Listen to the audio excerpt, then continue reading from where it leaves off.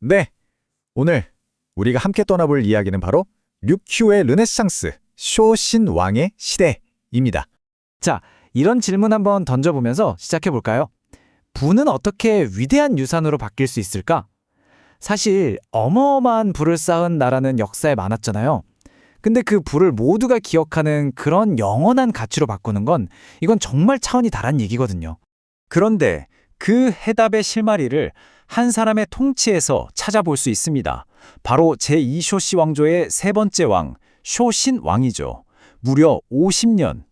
이 긴 시간 동안 그는 그냥 돈 많은 무역 왕국을 눈부신 문화 강국으로 완전히 바꿔놓았습니다. 그래서 이 쇼신왕을 뭐라고 부르냐면요. 류큐 황금 시대의 설계자라고 합니다. 이번 이야기에서는 그가 어떻게 이 나라의 물리적인 뼈대, 그리고 더 나아가서 정신적인 뼈대까지 단단하게 세웠는지 그 구체적인 방법들을 하나하나 뜯어보려고 합니다.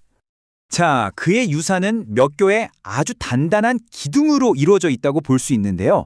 그 첫 번째 기둥이 바로 신과 왕을 위한 건축입니다.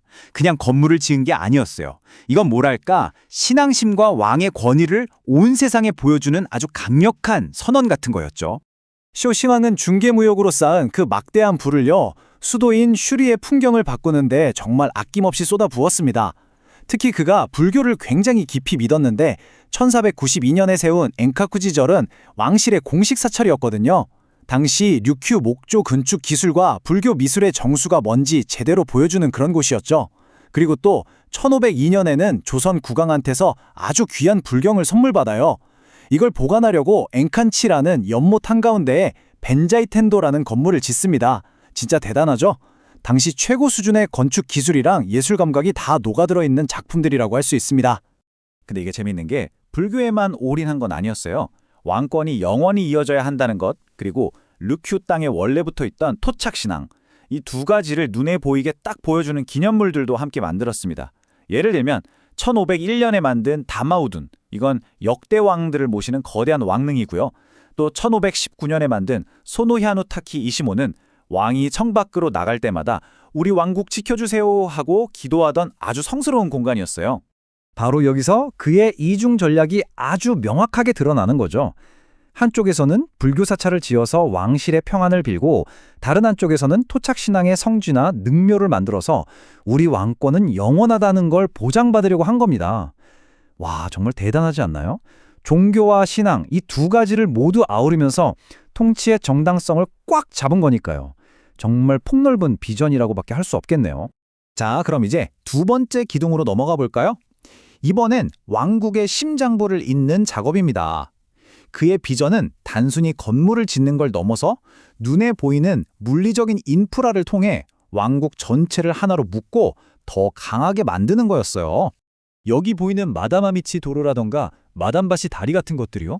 물류를 옮기고 군사적으로 방어하는데 효율성을 확 높여줬어요. 말 그대로 국가의 동맹 역할을 한 거죠.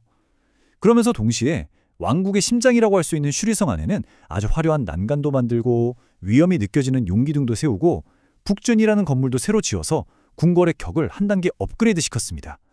그러니까 실용성이랑 상징성 이 두 마리 토끼를 다 잡은 셈이죠. 자, 이제 세 번째 기둥입니다.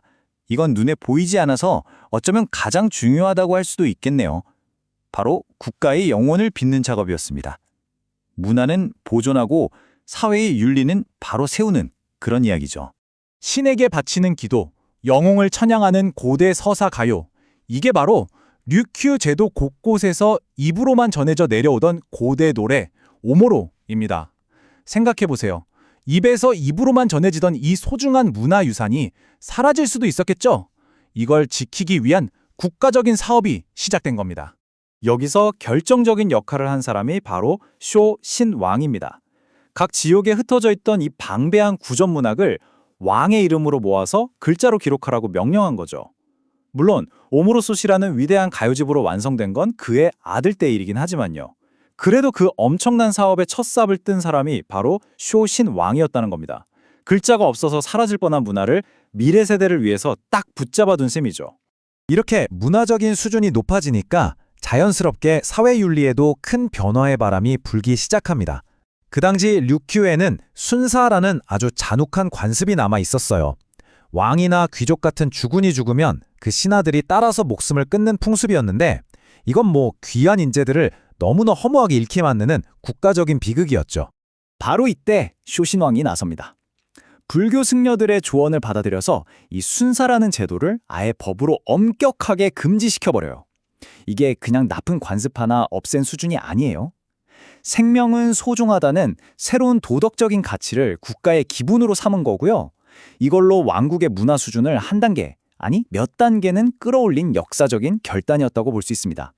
자, 그럼 이 모든 것들이 합쳐져서 과연 어떤 유산을 남겼을까요?